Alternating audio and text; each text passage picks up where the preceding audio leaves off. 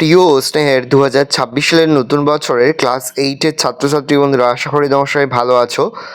আজ আমরা যে বিষয়টি নিয়ে আলোচনা করব, ক্লাস 8-এর সেকেন্ড ইউনিট টেস্ট অর্থাৎ দ্বিতীয় পর্যায়ক্রমিক মূল্যায়নের বাংলার কোশ্চেন পেপার নিয়ে। দেখো, সরাসরি শ্রেণীর ক্লাস 8-এর বাংলার কোশ্চেন পেপারটা দেখতে পাচ্ছ। ফুল মার্কস তোমাদের রয়েছে 50, সময় তোমাদের রয়েছে 1 ঘন্টা 45 মিনিট। একের দাগে সঠিক উত্তর নির্বাচন করো যে কোনো 12টি প্রশ্নের মান 1 করে 1 × 12 = 12। কবির মতে মানুষ আজ বড় নিঃসঙ্গ, একাকী, একলা, নীরব, একলা। তুমি অত্যন্ত হীন এবং নীচ, একথা রমেশ বলেছিল বেনি রমা আকবর গোপালকে, রমাকে। গলির মোড়ে একটা গাছ দাঁড়িয়ে, গাছ না গাছের প্রতিরূপ, প্রেতছায়া, প্রতিলিপি, চারা গাছ, প্রেতছায়া। গাছের জীবন মানুষের জীবনের অনুরূপ, বিপরীত, ছায়ামাত্র, প্রতিরূপ, ছায়ামাত্র। ডাম্বল বইয়ের আলমারি থেকে যে বইগুলি নামিয়েছিলেন সেগুলি ছিল বুকুর বাবার, মায়ের, সেজকাকার, ঠাকুমার, সেজকাকার। পাড়াগার দুপর ভালোবাসি কবিতাটি জীবনানন্দের, ধূসর পাণ্ডুলিপি বনলতা সেন, রূপসী বাংলা মহাপৃথিবী কাব্যগ্রন্থের অন্তর্গত, রূপসী বাংলা। নাটোরের মহারাজের নাম ছিল জগদীশ প্রধান, জগদীন্দ্রনাথ, জগন্নাথ, জগৎবন্ধু, জগদীন্দ্রনাথ। গড়াই নদীর তীরে কুটির খানিরে লতা পাতা ফুল জড়িয়ে, মায়ায় আদরে সাদরে রয়েছে ঘিরে, মায়ায়। রমেশের কাছে কতজন কৃষক এসেছিল? 15, 20, 30, 25, 20 জন। এখনও প্রাণ আছে কথাটা বলেছিল ড্রাইভার, কবি, ডাক্তার, ছেলেগুলো। ডাম্বলের মায়ের নাম হলো বেনু, রেণু, নির্মলা, ছেনু, বেনু। আমার সঙ্গে এসো বাক্যটি হলো বিস্ময়সূচক, প্রার্থনাসূচক, অনুজ্ঞাবাচক, নাবাচক, অনুজ্ঞাবাচক। সূর্য পূর্ব দিকে ওঠে বাক্যটি হলো অনুজ্ঞাবাচক, নির্দেশক, প্রশ্নবোধক, প্রার্থনাসূচক, নির্দেশক। 2-এর দাগে সংক্ষেপে নিচের প্রশ্নগুলির উত্তর দাও যে কোনো 12টি প্রশ্নের মান 1 করে 1 × 12 = 12। কবি পাখির মতো পাশে দাঁড়াতে বলেছেন কেন? পাখি হলো মুক্তি ও স্বাধীনতার প্রতীক। কবিতায় তুমিকে সকল বাধা বিপত্তি অতিক্রম করে আত্মনিপীড়িত মানুষের পাশে মুক্তির প্রতীক হিসাবে পাখির মতো এসে দাঁড়াতে বলেছেন। গ্রামের একমাত্র ভরসা কী ছিল? 100 বিঘার মাঠটাই গ্রামের একমাত্র ভরসা ছিল, কারণ গ্রামের সমস্ত চাষিদের কিছু কিছু জমি তাদের ছিল। আমি নেমে পড়লুম তাড়াতাড়ি। কবি তাড়াতাড়ি নেমে পড়লেন কেন? গাড়ি চাপা পড়া ভিখারির দলা পাকানো লাশের রক্ত যাতে কবির জামা কাপড়ে না লাগে সেই জন্য কবি তাড়াতাড়ি ট্যাক্সি থেকে নেমে পড়লেন। বৃক্ষশিশু নিরাপদে নিদ্রা যায়। বৃক্ষশিশু কোথায় নিদ্রা যায়? বীজের ওপর থাকা কঠিন ঢাকনার মধ্যে বৃক্ষশিশু নিরাপদে নিদ্রা যায়। বুকুর মার কি কেনা ছিল? বুকুর মার বিকালের শোয়ের সিনেমার টিকিট কেনা ছিল। সারাঘাট থেকে লেখক ও তার সঙ্গীরা কোন নদীতে স্টিমারে চড়েছিল? লেখক অবনীন্দ্রনাথ ঠাকুর ও তার সঙ্গীরা সারাঘাট থেকে পদ্মা নদীতে স্টিমারে চড়েছিল। বাড়িটিকে ভালোবেসে কারা বেড়াতে এলে কিছুক্ষণ থেমে রয়? সকাল ও সন্ধ্যায় রঙিন মেঘেরা বেড়াতে এলে বাড়িকে ভালোবেসে সেইখানে কিছুক্ষণ থেমে থাকে। নির্দেশ অনুযায়ী বাক্য পরিবর্তন করো। সেদিকটার দরজা বন্ধ, নাসূচক বাক্যে সেদিকটার দরজা খোলা ছিল না। নির্দেশ অনুযায়ী বাক্য পরিবর্তন করো। ফুলবাগানের মোড় পর্যন্ত এগিয়ে দেখলো নীলু, নাসূচক বাক্যে ফুলবাগানের মোড় ছাড়িয়ে আর এগিয়ে দেখলো না নীলু।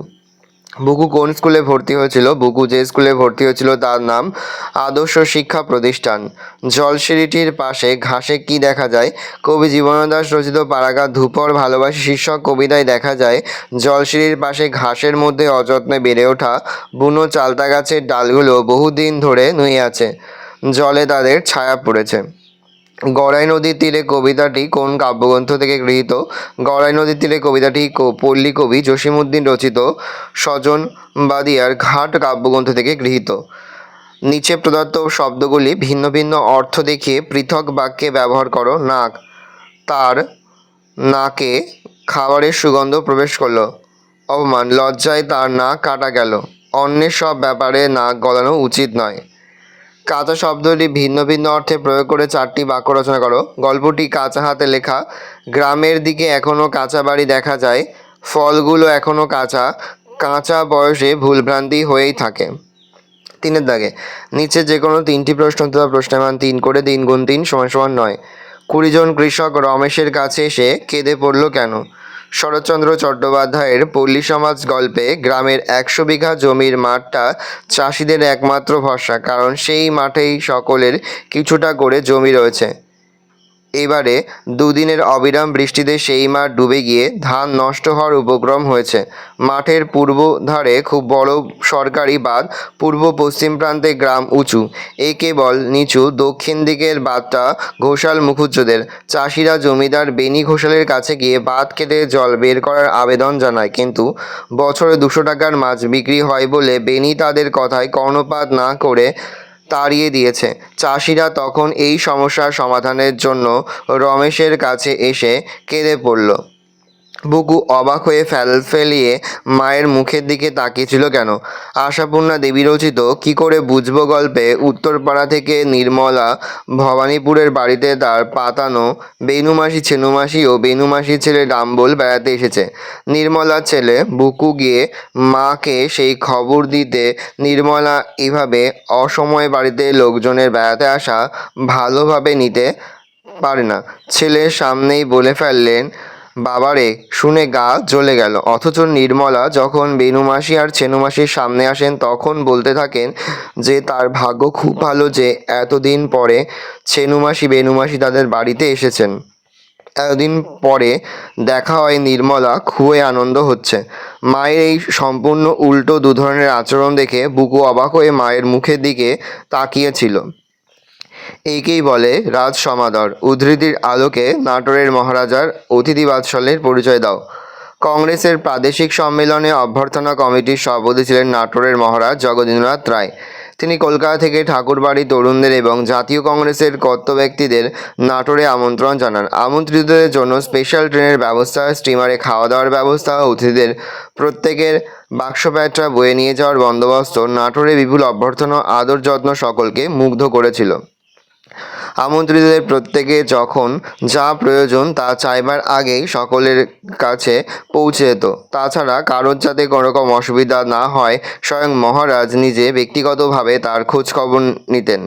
এরকম বিপুল আদর আপ্যায়নকে তাই লেখক সত্যিকারের রাজসমাদর বলে মনে করেছেন। ছেলের কথা শুনেই বুকুর মার মাথায় বজ্রাঘাত। ছেলের কথা শুনে বুকুর মার মাথায় বজ্রাঘাত হলো কেন? উত্তরপাড়া থেকে ভবানীপুরের নির্মলার বাড়িতে হঠাৎ উদয় হওয়া ছেনুমাসি বেনুমাসি ও ডাম্বলকে বুকুর মা সামনাসামনি সাদর অভ্যর্থনা জানান, কিন্তু তাদের আগমনকে তিনি মন থেকে মোটেই ভালোভাবে নেননি। এই কথা তিনি তার ছেলের সামনে বললেও ফেলেছিলেন। এরপর অতিথিদের সামনে হৈ হৈ করে অভ্যর্থনার অভিনয় করার পরই বুকু সত্য কথাটি তাদের বলে দেয়। আর তখন ওই অপমানের লজ্জায় বুকুর মার মাথায় যেন বজ্রাঘাত হয়। 4 দাগে নিচে যে কোনো 3টি প্রশ্ন দেওয়া, প্রশ্নের মান 3 করে, 3 গুণ 3 = 9। গলির মোড়ে একটা গাছ দাঁড়িয়ে, গাছ না গাছের প্রেতছায়া। একটি গাছ দাঁড়িয়ে আছে বলেও কেন পরের পংক্তিতে তাকে গাছের প্রেতছায়া বলা হয়েছে তা বুঝিয়ে দাও। কবি দূর থেকে গাছের অবয়বটি দেখেছিলেন, কিন্তু কাছে এসে দেখেন সেটি একটি গাছের কঙ্কাল। তাতে না পাতা ফুল, প্রাণের সামান্য আভাসও ছিল না। সেটি যেন ছিল শুকনো কাঠি ওপরের দিকে তুলে দাঁড়িয়ে থাকা ছালবাকলিন একটা গাছের কাঠামো। তাই কবি তাকে গাছের প্রেতছায়া বলেছেন। স্বপ্নে যে বেদনা আছে, কবির স্বপ্নে কেন বেদনার অনুভূতি? কবি জীবনদাস রূপসী বাংলার কবি। নগর জীবনের ক্লান্তি ও বিষণ্ণতা তাকে বারবার ফিরিয়ে নিয়ে গেছে শৈশবের গ্রাম বাংলার দিনগুলোতে। গ্রাম বাংলায় ফেলে আসা দিনগুলোর কথা ভেবে কবির মন আলোড়িত হয়েছে। বিষণ্ণতা তাকে আষ্টে পৃষ্ঠে জড়িয়ে ধরেছে। পাড়াগাঁয়ের দুপুরের প্রচণ্ড রোদ কবির মনে স্বপ্নের আবেশ সৃষ্টি করে। সেই স্বপ্নে ভেসে ওঠে গ্রামের করুণ ছবি। রোদের তাপে শুকিয়ে যাওয়া পাতা, ক্লান্ত শালিকের ডাক, নকশাবার শাড়ি পরা মেয়েটির ক্লান্ত পায়ের দ্রুত চলে যাওয়া জলসিঁড়ি, নদীর ওপর বুনো চালতা গাছের ডাল নুয়ে পড়া, নদীর জলে ভাঙাচোরা ডিঙির স্থির ভেসে থাকা, এই প্রতিটি ছবির মধ্যে বিষণ্ণতা ও বেদনাবোধ লক্ষ্য করা যায়। তাই কবির স্বপ্নে বেদনার অনুভূতি স্পষ্ট হয়ে ওঠে। নেক্সট, কুটির খানির লতাপাতা ফুল মায়ায় রয়েছে ঘিরে। এখানে কুটিরটিকে লতাপাতা ফুল মায়া দিয়ে ঘিরে রাখা বলতেই কবি কী বুঝিয়েছেন? উদ্ধৃত অংশটি পল্লী কবি জসীমউদ্দীনের গড়াই নদীর তীরে কবিতা থেকে নেওয়া হয়েছে। গড়াই নদীর তীরে অবস্থিত কুটিরের চারপাশে রয়েছে লতানে গাছ, বুনো ফুল গাছ। কবির কাছে মনে হয়েছে প্রকৃতির এই লতাপাতা আর ফুলে যেন স্নেহমায়া আদরে জড়িয়ে রয়েছে কুটিরটিকে, অর্থাৎ কুটিরটি যেন প্রকৃতিরই অংশ হয়ে উঠেছে। ডিঙিটিরে বেঁধে রেখে গিয়েছে। ডিঙিটি কোথায় বাঁধা আছে? ডিঙিটির বর্ণনা দাও। কবি জীবন দাশের লেখা পারাগা ধূপর ভালোবাসি কবিতায় ডিঙিটি হিজল গাছে বাঁধা আছে।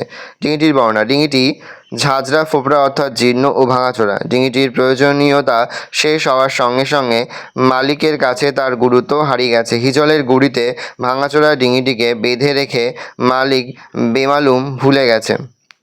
সে আর কখনো সেখানে ফিরবে না।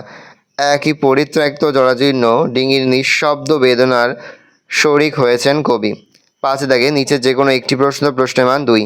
বৃদ্ধ নরোত্তম দাস বাবাজির সঙ্গে অপুর কীভাবে ভাব হয়েছিল? অপুর বাবা হরিহরের মধ্যে অপুর সঙ্গে বৃদ্ধ নরোত্তম দাস বাবাজির ভাব হয়েছিল গাঙ্গুলিদের চণ্ডীমণ্ডপে তার সঙ্গে বাবাজির দেখা হয়। বৃদ্ধ হলেও অপুর সঙ্গে তিনি তার সমবয়সীদের মতোই কথাবার্তা বলেন। তার চোখে অপু ছিল গৌর সুন্দর। এই পরিচয় ধীরে ধীরে গাঢ় হয়ে ওঠে। মুখচোরা অপু বৃদ্ধের সঙ্গে নানান বিষয়ে খোলামেলা আলোচনা করতে শুরু করেন। এইভাবে তাদের দুজনের মধ্যে ভাব জমে ওঠে। নেক্সট, একদিন পাঠশালায় এমন একটি ঘটনা হইয়াছিল যাহা তাহার জীবনের একটি নতুন অভিজ্ঞতা। অপুর জীবনে সেই নতুন অভিজ্ঞতাটি কি? কোনো একদিন বিকালে পাঠশালায় দিনু পালিত প্রমুখেরা উপস্থিত না থাকায় কোনো গল্পগুজব না হয়ে শুধু পড়াশোনা হচ্ছিল। অপু শিশুবোধক পড়ছিল। এমন সময় গুরুমশাই বললেন, স্লেট নেও, শ্রুতিলিখন লেখো। তিনি মুখে মুখে বললেও অপু বেশ বুঝতে পারছিল যে এগুলো তার নিজের কথা নয়, মুখস্থ বলা। সেগুলো শুনতে শুনতে অপুর মনে হলো অনেকগুলো অমন সুন্দর কথা একসঙ্গে পরপর সে কখনো শোনে নাই।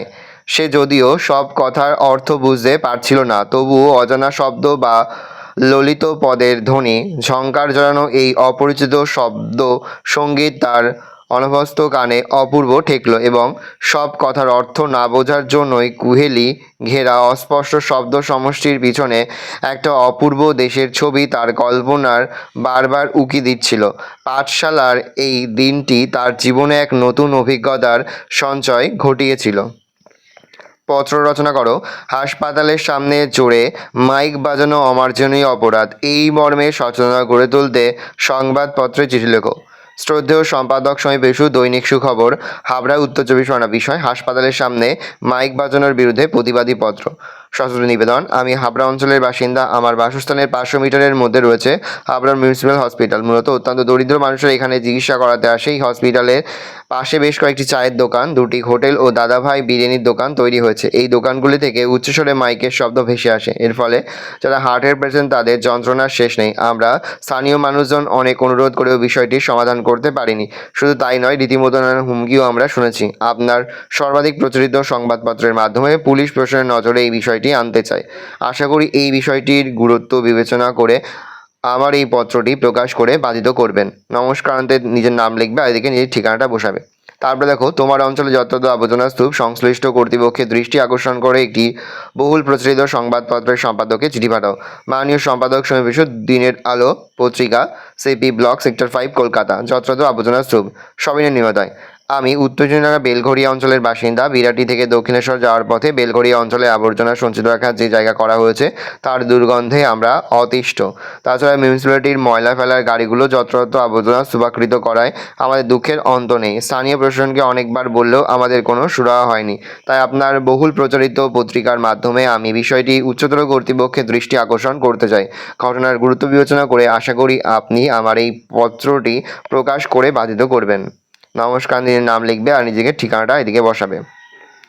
দেখে নাও এই রোজ টোটাল তোমাদের সেকেন্ড ইউনিট টেস্ট অর্থাৎ দ্বিতীয় পর্যায়ক্রমিক মূল্যায়নের ক্লাস 8-এর বাংলার প্রশ্নপত্র। ভালো করে প্রশ্নপত্রটা দেখে নাও। আশা করি ভিডিওটা ভালো লেগেছে। ভিডিওটা ভালো লাগলে ভিডিও লাইক করে দিন। আমার নতুন হওয়া তাহলে সাবস্ক্রাইব প্রেস করে পাশে বেল আইকন প্রেস করে নতুন করে ভিডিও আপলোড করি সবার ফার্স্ট নোটিফিকেশন পেয়ে যাও। আর এই ভিডিওটি তোমার বন্ধু বান্ধবী আত্মীয় স্বজন সবার মধ্যে কিন্তু অনেক শেয়ার করে দিলে। বছর ক্লাস 8-এ পড়ছে। আমরা কিন্তু ইতিমধ্যেই ক্লাস 8-এর প্রতিটি বিষয়েরই কিন্তু সিলেবাস, প্রশ্ন এবং নমুনা প্রশ্নপত্র কিন্তু আপলোড করে দিচ্ছি। তোমরা এখনও পর্যন্ত সেই ভিডিওগুলো না দেখে থাকো, ভিডিওগুলো কিন্তু তাড়াতাড়ি দেখে নাও। কোনো প্রশ্নের উত্তর লিখতে বা বুঝতে কোনো কম অসুবিধা হয় তাহলে কিন্তু নির্দ্বিধায় কমেন্ট করে জানাতে একদমই ভুলবে না। ভালো করে দেখে নাও।